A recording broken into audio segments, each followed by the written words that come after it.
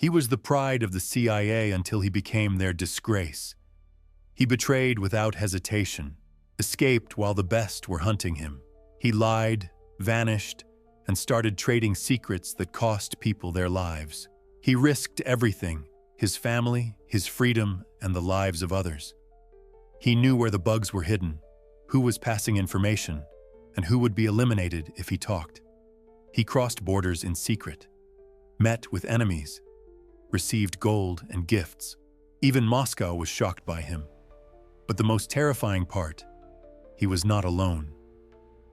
Someone sitting right next to him at headquarters turned out to be even more dangerous, and because of that man, America's top asset was lost. As for the traitor himself, he disappeared.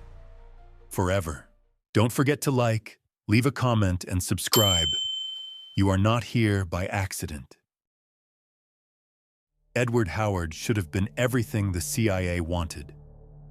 Born to a military family in Alamogordo, New Mexico in 1951, he spent his childhood moving from base to base, Germany, Texas, England, never staying long enough to call anywhere home. Perhaps that constant displacement created something useful for intelligence work, an ability to adapt, to become whoever the situation required. Or maybe it planted the seeds of something darker, a man who belonged nowhere, loyal to nothing permanent. His father worked on missile guidance systems. His mother served tables in Albuquerque diners.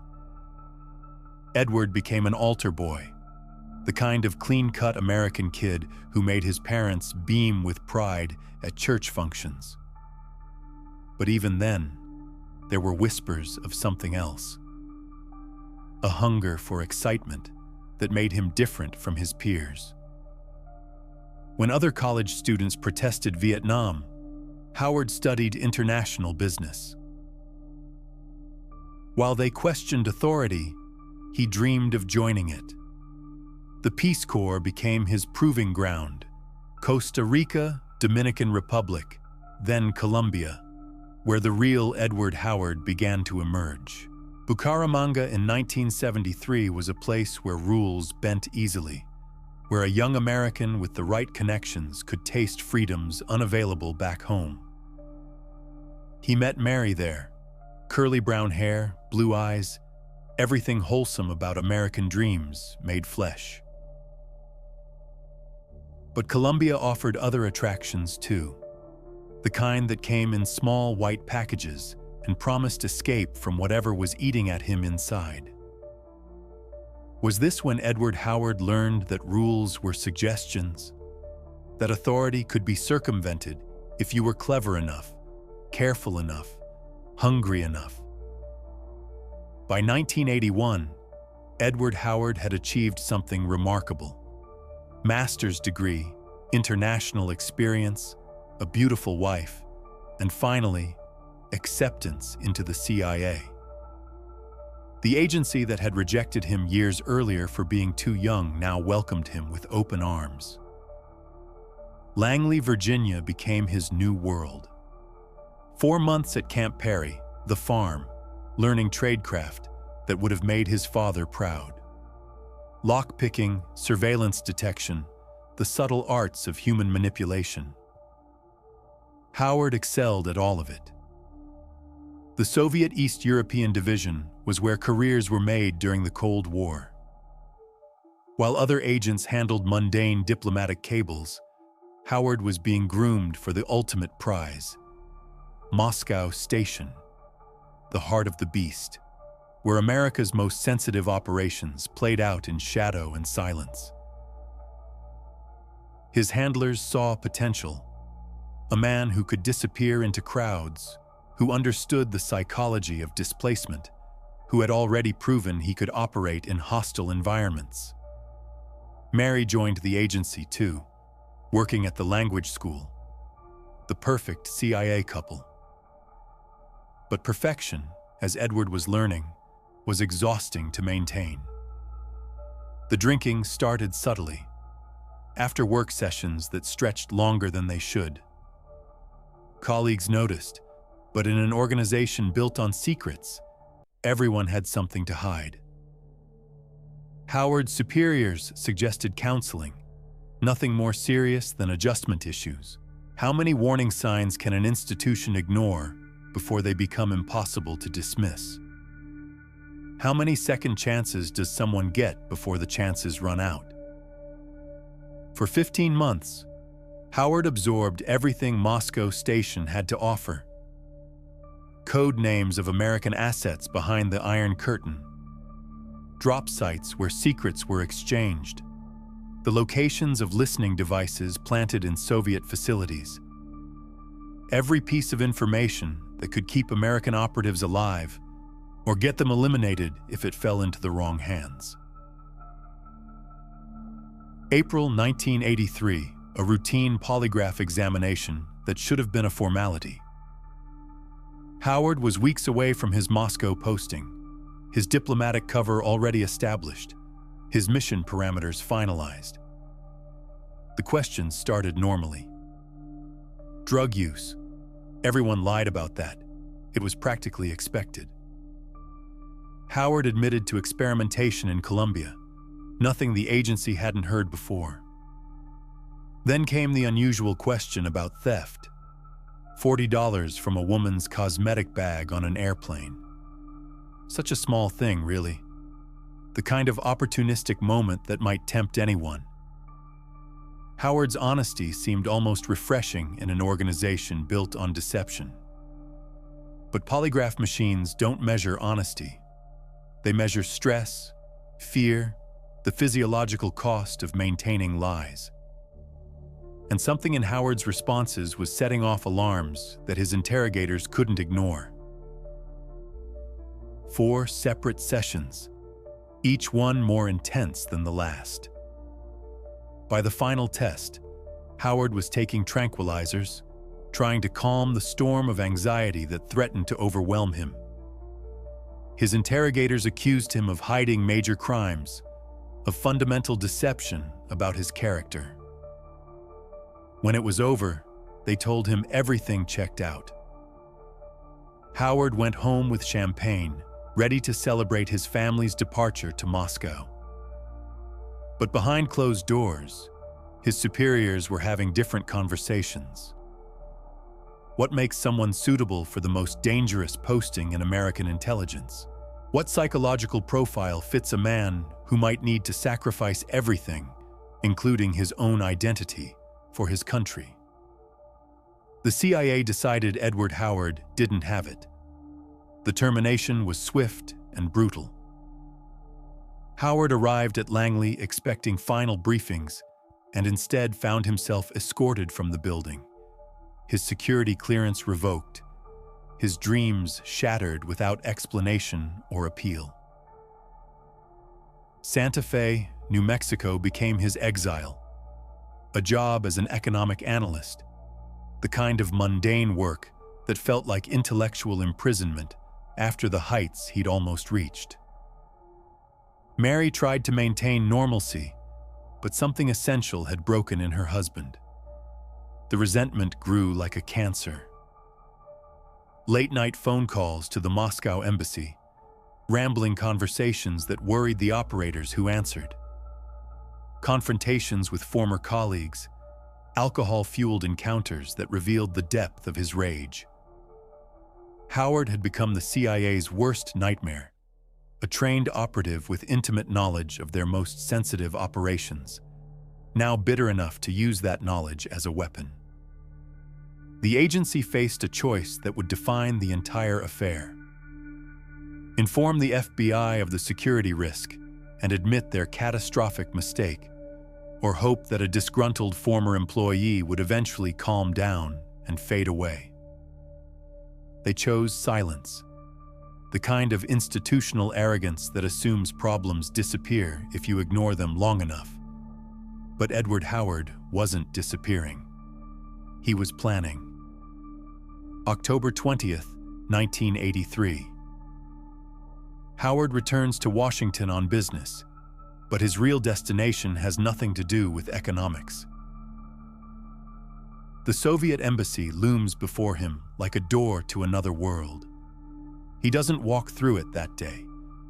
Later, he'll claim he never seriously considered betrayal at that moment. But something shifts in his mind as he stands on that sidewalk, staring at the symbol of everything he was trained to fight. Within months, a letter appears at the embassy, written by someone identifying himself as a disgruntled CIA employee, someone with access to information that could interest the right people. Someone willing to cross lines that most Americans wouldn't even acknowledge existed. The response comes through channels so subtle that Howard himself might not recognize them at first. A suggestion of travel, perhaps. A recommendation for certain European destinations where conversations might be possible. Vienna in September 1984. Howard's family thinks they're on vacation, touring Western Europe while he attends a fictional economics conference in Munich. The truth is simpler and more dangerous. Behind the walls of the Soviet embassy, Edward Howard begins his transformation from failed CIA agent to active traitor. What price does the KGB place on American secrets? What value do they assign to a man willing to destroy his former colleagues? The initial payment includes cash and a Rolex watch. Howard uses the money to buy Krugerrand gold coins, burying them in the New Mexico desert like pirate treasure. His retirement fund, purchased with the lives of people who once trusted him. June 14, 1985. Moscow announces the arrest of Paul Stombaugh, an American diplomat caught in the act of espionage. The public statement mentions his expulsion, but says nothing about his Russian contact, a defense researcher named Adolf Tolkachev. Tolkachev was more than just another Soviet scientist. He was America's billion-dollar spy, providing intelligence on stealth aircraft technology that gave the United States decisive advantages in military planning. His handler at the CIA had been Edward Howard.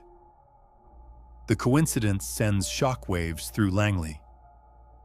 One compromised asset might be explained by operational security failures, but Tolkachev represented something more troubling: confirmation that their darkest suspicions about Howard were justified.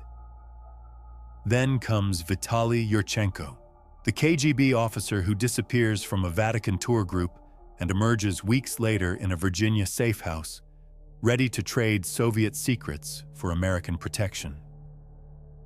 His debriefing reveals the existence of two moles within American intelligence. One is Ronald Pelton, an NSA analyst whose betrayal explains years of compromised signals intelligence. The other is known only by his code name, Agent Robert. A man who was supposed to go to Moscow but never made it. A man whose profile matches Edward Howard perfectly. The carefully constructed wall of silence around the Howard affair begins to crumble. When Yurchenko himself defects back to Moscow 3 months later, claiming kidnapping and torture by American handlers, the FBI finally learns what the CIA has been hiding.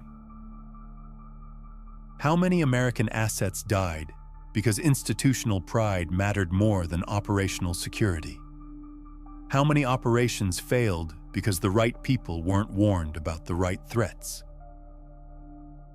FBI surveillance teams descended on Santa Fe like an occupying army.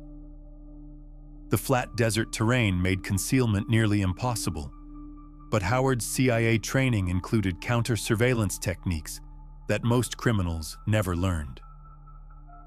He spotted the watchers within days, the badly concealed vans, the rotating teams of agents who tried too hard to look casual in a landscape where strangers stood out like billboards.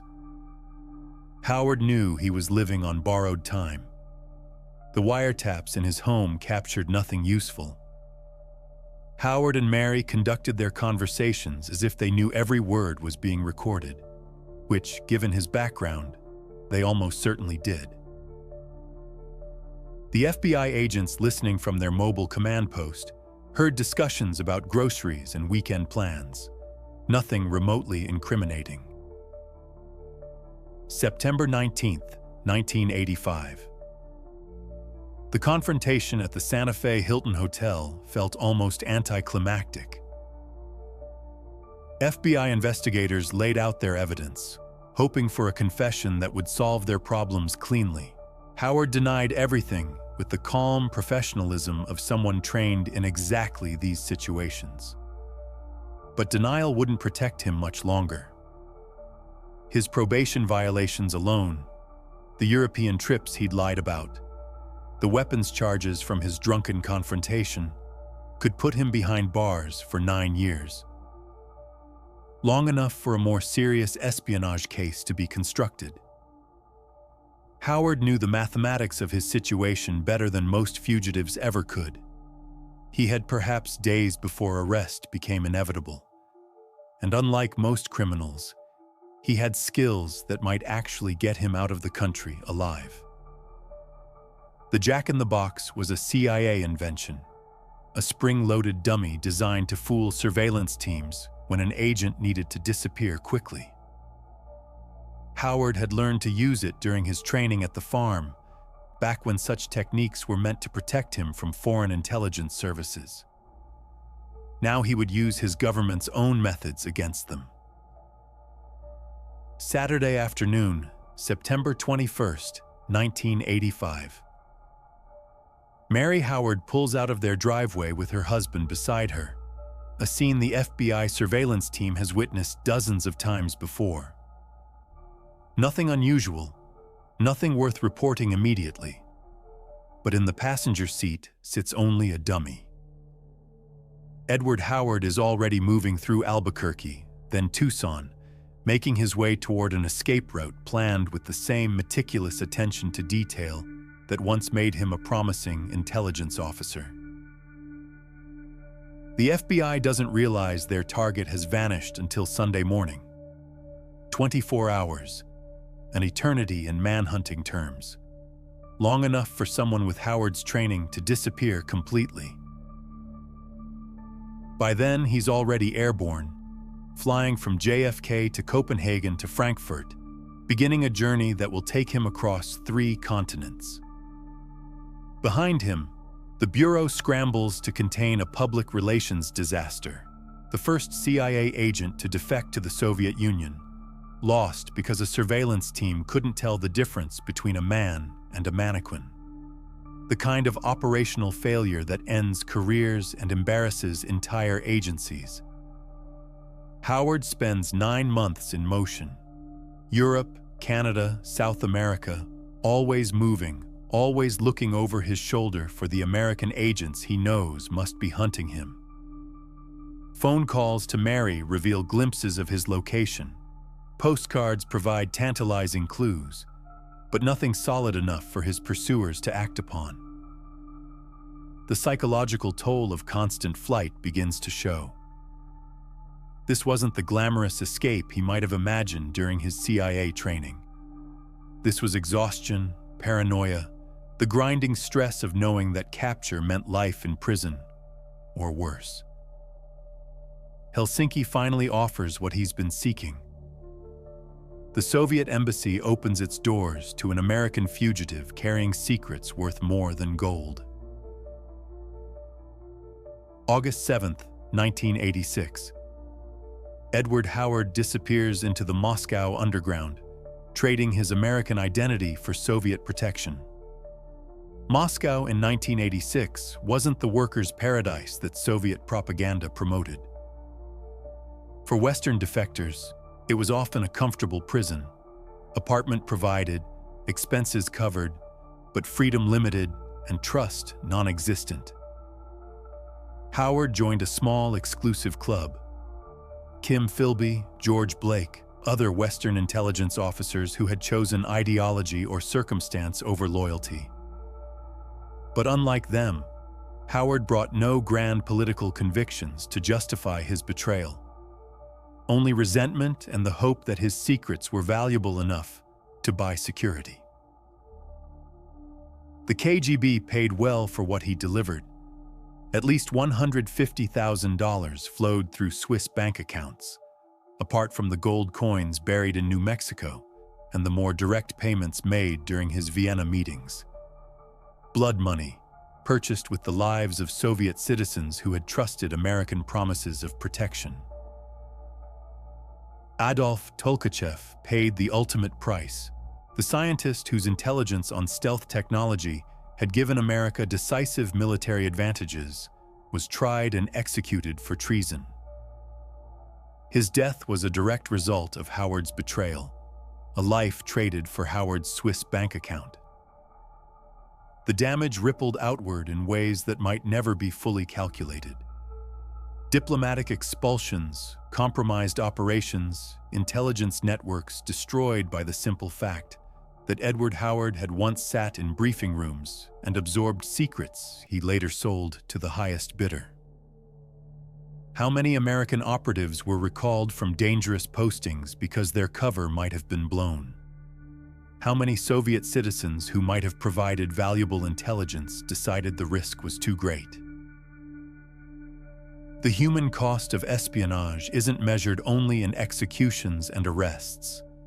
It's measured in opportunities lost, in relationships that could have prevented future conflicts, in the slow erosion of trust that makes international cooperation nearly impossible. Edward Howard lived in Moscow for 16 years, long enough to see the Soviet Union collapse and his KGB handlers become yesterday's men in a new Russia that had little use for old Cold War secrets. His consulting business provided modest income, but the glory days of being a valuable defector were long past. Mary and their son Lee visited occasionally, maintaining family connections across the ideological divide that had separated them. But Howard remained in exile, forever cut off from the country he'd once served. The official story of his passing in 2002 mentions a broken neck suffered in a fall downstairs at his country house outside Moscow. Simple accident, nothing suspicious, the kind of mundane ending that rarely satisfies anyone looking for deeper meaning. But in the world of intelligence, accidents often aren't. Howard knew too much about too many operations, had lived too long with secrets that various parties might prefer remained buried. The circumstances of his demise raise questions that will probably never be answered satisfactorily. Was Vitaly Yurchenko's defection and redefection part of an elaborate deception operation?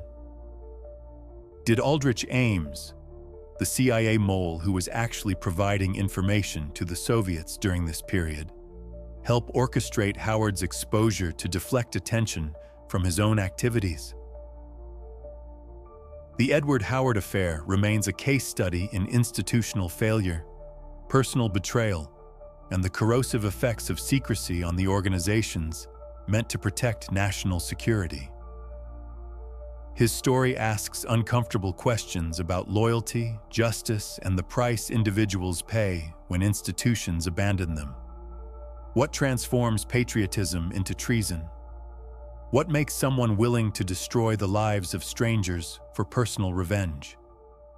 And in a world built on secrets, how do we distinguish between the heroes and the villains when both are willing to kill for their beliefs?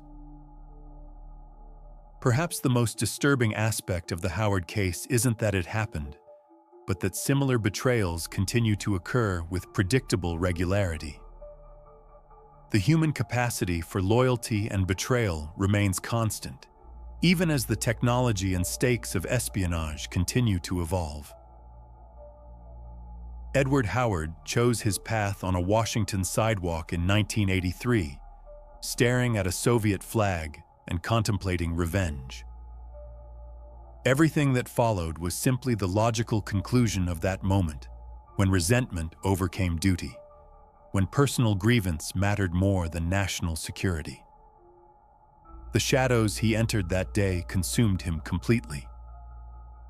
The question that remains is how many others they consumed as well.